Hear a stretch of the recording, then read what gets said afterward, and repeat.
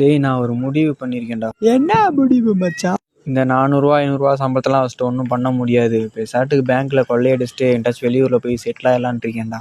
நீங்களும் பேசாமல் என் கூட வந்துருங்க. பெரிய லெவலில் பணத்தை அடிச்சுட்டு வெளியூரில் போய் செட்டில் ஆகிடலாம். யாருக்கும் டவுட் வராது. மச்சான் நானே தான்டா முடிவு பண்ணியிருந்தேன். நாளைக்கு கொள்ளை அடிக்கிறோம், நாளைக்கே கிளம்புறோம். சரி ஓகே, நான் பிளான் சொல்கிறேன். நைட்டு குல்லா வந்துடும். நாளைக்கு அந்த குல்லாவை போட்டுட்டு வாடகை காரில் போய் அங்கே நிப்பாட்டுறோம். டே பல்லா, நீ தான்டா கார் ஓட்டணும். வண்டிலேயே உட்காந்துரு. கார் ஆஃப் பண்ணவே தேவையில்லை, இன்ஜின் ஸ்டார்ட்லேயே இருக்கட்டும். டே பெட்ரோ, நீ வாட்ச்மேனை லாக் பண்ணு.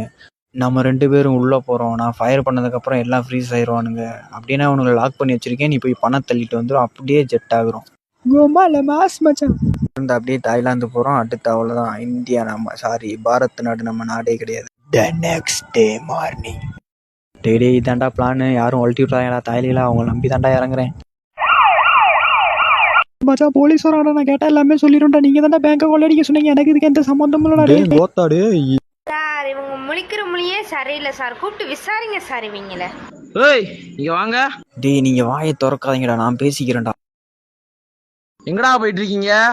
சார் படத்துக்கு சார் பேங்கை கொள்ளையடிக்க சொன்னா, எங்களுக்கு இதுக்கு எந்த சம்பந்தமும் இல்லை சார். நீங்க ஒரு ஆளு பொண்ணு உங்களுக்குலாம் பிளான் போட்டேன் பாடுறா.